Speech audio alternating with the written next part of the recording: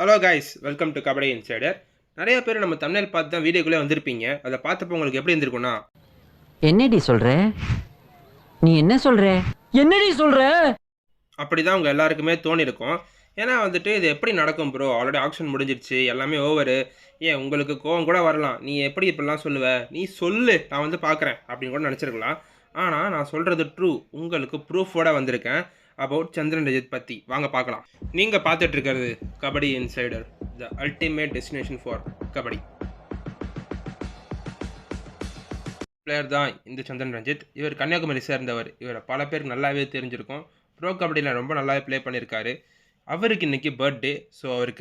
Wish you happy birthday Ranjith அண்ணா. இன்றைக்கி அவரோட இன்ஸ்டாகிராம் ப்ரொஃபைலில் மார்னிங் ஒரு லைவ் போட்டார். அதில் ஃபஸ்ட்டு அவர் பார்த்திங்கன்னா ஒரு ஹிந்தி பிளேயர் கூட பேசிக்கிட்டு இருந்தார் கொஞ்ச நேரத்துக்கு. அதுக்கப்புறமேட்டா ஒரு தமிழ் பிளேயர் கூட பேச ஆரம்பித்தார். இந்த ஹிந்தி பிளேயர்கிட்ட ரொம்ப பெருசாலாம் பேசலை, வெறும் வந்துட்டு எப்படி இருக்கீங்க, நல்லா இருக்கீங்களா, அந்த பையன் கேட்டுட்டு இருந்தான். இவர் நல்லா இருக்கான்ப்பா அப்படின்னு சொல்லிட்டு டார்ச்சர் பண்ணிட்டு இருந்தார். உங்கள் மேட்ச்சில் எப்படி போயிட்டுருக்கு, மேட்ச் எதுவும் ஆடலையா, எங்கே தங்கியிருக்கீங்க, எப்படி என்ன, எப்படி நல்லா இருக்கீங்களா, அப்படி ஜஸ்ட் ஒரு நார்மலாக ஒரு இன்டர்வியூஷன் மாதிரி தான் இருந்தது அவங்க ரெண்டு பேருக்குள்ள ஸ்பீச்சு. வேறு எதுவும் பெருசாக எதுவும் இல்லை. அந்த இடத்தோட பேக்ரவுண்டு பார்த்தாலே ஒரு ஐடியா கிடைக்கலாம். அவர் பார்த்தீங்கன்னா தெரியும், சந்திரன் ரஞ்சித்துக்கு பின்னாடி ஒரு போட் ஹவுஸ், ஒரு ஹவுஸ் மாதிரி இருக்குது. அது எல்லாமே வந்துட்டு சுற்றி வாட்டராக இருக்குது, நல்ல ஸ்விம்மிங் பூலாக இருக்குது. இந்த இடம் வந்துட்டு ரீசெண்டாக வந்து நம்ம ஒரு இடத்துல பார்த்துருக்கோம். தமிழ் தலைவாசி டீம் கரண்ட்டாக ஃபாலோ பண்ணிகிட்டு இருக்கிறவங்க எல்லாருக்குமே இது என்னென்னு ஒரு மாதிரி ஐடியா கிடச்சிருக்கும் நல்லாவே. இந்த ஹவுஸ்லாம் பார்த்தீங்கன்னா இப்போ ரீசெண்டாக போஸ்ட்டு போட்ட ஹிமான்ஷு யாதவ், சச்சின் தன்வர், நரேந்தர் கண்டோலா இவங்கெல்லாம் போட்ட போஸ்ட்லேயே தெரிஞ்சிருக்கும் உங்களுக்கு ஒரு ஐடியாவா. இப்போ இந்த போஸ்ட்டை வச்சு தான் இவர் வந்து கொச்சியில் கேரளாவில் தான் இருக்காருன்றது எனக்கு கொஞ்சம் கன்ஃபார்ம் ஆச்சு. இது கன்ஃபார்ம் பண்ணுற விதமாக இன்னொன்று ஆச்சு. அவர் இதுக்கப்புறமேட்ட ஒரு தமிழ் பையன் கூட பேசியிருந்தார் ஒரு வீடியோ காலில். அந்த காலில் இருந்த பையன் வந்து கரெக்டாக கேட்டான், ஆனால் இது கேரளா தானே அப்படின்னு கேட்டிருந்தான். ஆனால் இவர் வந்து அதுக்கு ஆன்சரே பண்ணலை.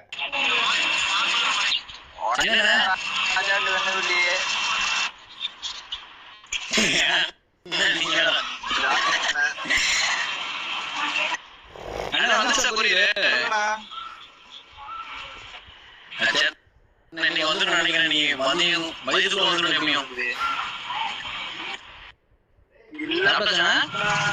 ரோடு ஓட விட்டாங்க, கார் கையெல்லாம் வலிக்குது, அதான் உட்காந்துருக்கேன். இது கேரளா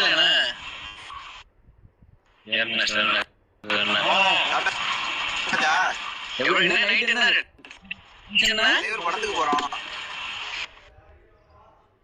யாரு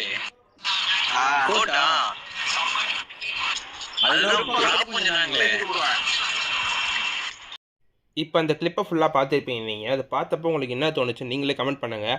ஆனால் வந்து எனக்கு ஒரு விஷயம் கிளியராகவே புரிஞ்சுது. அவர் வந்து கொச்சியில் தான் இருக்கார். பேக்ரவுண்டு இருக்கிற இடத்தெல்லாம் வச்சு பார்க்கும்போது நமக்கு நல்லாவே தெரியுது அவர் தமிழ் தலைவர் கேம்ப் நடக்கிற இடத்துல தான் அவர் கண்டிப்பாக இருக்காருன்னு என்னால் நிறையா ஒரு 100% எனக்கு கண்டிப்பாக சொல்ல முடியும் என்னால் இப்போ. ஆனால் நெக்ஸ்ட்டு வந்துட்டு ஒரு விஷயம் பார்த்தீங்கன்னா, அந்த பையன் கேட்டாங்கன்னா மேட்ச் ஆட போலையா அப்படின்னு கேட்கும்போது, ஏன்னா திருநெல்வேலியில் இப்போ திசையன் வேலையில் மேட்ச் நடந்துக்கிட்டு இருக்கு. ஆல் இண்டியா லெவல் மேட்ச் நடந்துகிட்டு இருக்கு. 3 லட்ச ரூபா ப்ரைஸ் அமௌண்ட்டு. அதில் வந்து பெருசாக தமிழ்நாடு பிளேயர்ஸோ டீம்ஸ் எதுவுமே இல்லை. ஏன்னா எல்லாருமே ப்ரோ கபடி செலக்ட் ஆகி ப்ரோ கபடிக்கு போயிருக்கிறதுனால இங்கே மெயினாக ஆடுறதுக்கு தமிழ்நாட்டில் பிளேயர்ஸ் அந்தளவுக்கு இல்லை இப்போ. அதனால் வந்துட்டு அவர் இல்லைப்பா எங்கேயும் போகலப்பா அப்படின்னு சொன்னார். ஏன்னா டயர்டாக இருக்கீங்களான்னு கேட்டப்போ, எல்லா காலையும் கொஞ்சம் ரவுண்டு ஓட விட்டாங்க, கொஞ்சம் டயர்டாக இருக்குது, அதான் உட்காந்துருக்கேன் அப்படின்னு அதை சொல்லியிருந்தார். இது எல்லாமே இந்த ஆடியோ வந்து அதிலே முன்னாடியே பதிவாயிருந்தது. நீங்கள் நல்லா கவனிச்சிங்கன்னா உங்களுக்கு தெரியும். இப்போ இன்னும் சொல்லப்போனால் அவர் வந்துட்டு கண்டிப்பாக டீமோட இருக்காருன்றது எனக்கு இப்போயே ஒரு கிளியர் கட் விஷயமா தெரியுது. அது இல்லாமல் வந்துட்டு பார்த்தோன்னு வச்சுக்கோங்களேன், கண்டிப்பாக ஒரு டீமில் இருக்கிறதுக்கு நல்ல வாய்ப்புகள் அதிகமாகவே தெரியுது. ஏன்னா நம்ம டீமில் வந்துட்டு இவரை எடுக்கணுன்றது ரொம்ப நல்ல ஆப்ஷனாக இருந்திருக்கும். பட் ஆனால் ஆப்ஷன் நம்ம போகும்போது பர்ஸ் அமௌண்ட் வெறும் 13 lakhs தேவைப்பட்டுச்சு. நம்ம கிட்ட 12,94,000 தான் இருந்தது. அதனாலேயே இவரை நம்ம எடுக்க முடியல. வெறும் 6,000 ரூபா அந்த நேரத்தில் நமக்கு வந்து மிகப்பெரிய ஒரு பர்ஸ் அமௌண்ட்டாக ஆகிப்போச்சு. நமக்கு அன்லக்கின்னு தான் நம்ம சொன்னோம். அதனால தான் அவர் வந்து ஒரு பேக்கப் ஆப்ஷனாக இப்போ நம்ம இந்த டீமோடையே ட்ராவல் பண்ணுவாருன்றது என்னோட கெஸ்ஸாக இருக்குது. மேபி அண்ணா வந்துட்டு எல்லா மேட்சும் இருப்பாருன்னா நம்ம சொல்ல முடியாது. பட் ஆனால் யாருக்காவது இன்ஜரி ஆச்சு, எந்த பிளேயருக்காவது பேக்கப் தேவைப்படுதுன்னா அந்த டைமில் சந்திரன் ரஞ்சித்தை கண்டிப்பாக தமிழ் தலைவாசல் உள்ளே கொண்டு வருவாங்க. உங்களில் எத்தனை பேருக்கு தெரியும் சந்திரன் ரஞ்சித் ப்ரோ கபடி சீசன் 1லேயே இருந்திருக்காருன்னு? அவர் திலுடென்ஸ் டீமில் இருந்திருக்காரு.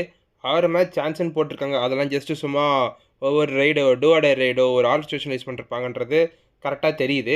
ஆனால் சீசன் 2லையும் அவர் தெலுடென்ஸ் தான் ப்ளே பண்ணியிருக்காரு. அப்பயும் அவருக்கு வந்து பெருசாக வாய்ப்பே கிடைக்கல. சீசன் 3 and 4 இது ரெண்டுமே அவர் ப்ளே பண்ணவே இல்லை.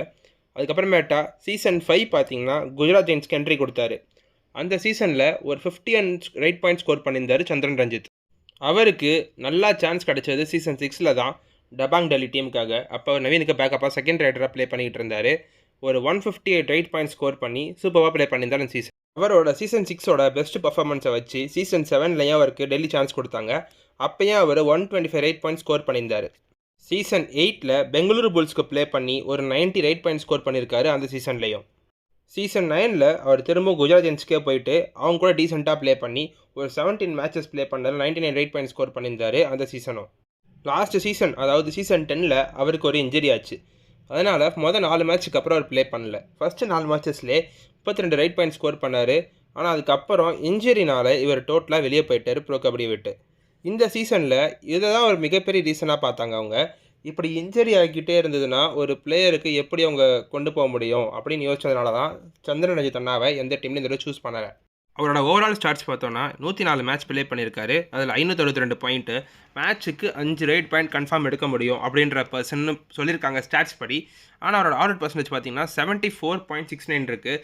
இது மூலிமா ஒரு விஷயம் நமக்கு கிளியராக தெரியுது. என்ன தெரியுதுன்னு பார்த்தீங்கன்னா, அவர் கிடைச்ச சான்ஸில் அவர் ப்ரூவ் பண்ணியிருக்காரு. இன்ஜுரி ப்ரோனா இல்லைனா அவரால் இன்னும் பெட்டராக ப்ளே பண்ணக்கூடிய பர்சன் தான் அவர் ப்ளே பண்ணவும் முடியும்.